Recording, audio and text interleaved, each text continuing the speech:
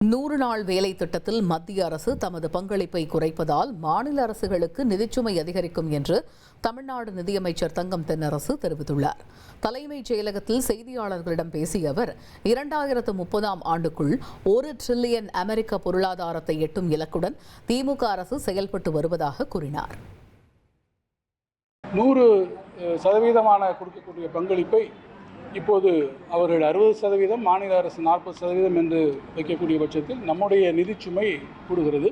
இந்த நிலைமை ஒன்றிய அரசினுடைய பல்வேறு திட்டங்களிலே அது நீடித்திருக்கிறது. அதனால் மாநிலத்திற்கான நிதிச்சுமை அதிகமாகிக் கொண்டிருக்கிறது என்பதையும் நாங்கள் இங்கே குறிப்பிட்டு சொல்லியிருக்கிறோம்.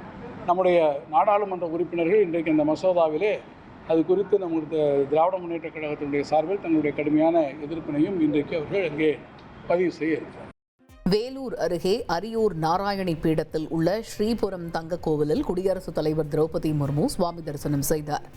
பொற்கோவில் பீடாதிபதி சக்தி அம்மாவிடம் ஆசை பெற்ற அவர் கோவில் வளாகத்தில் மரக்கன்றுகளையும் நட்டார்.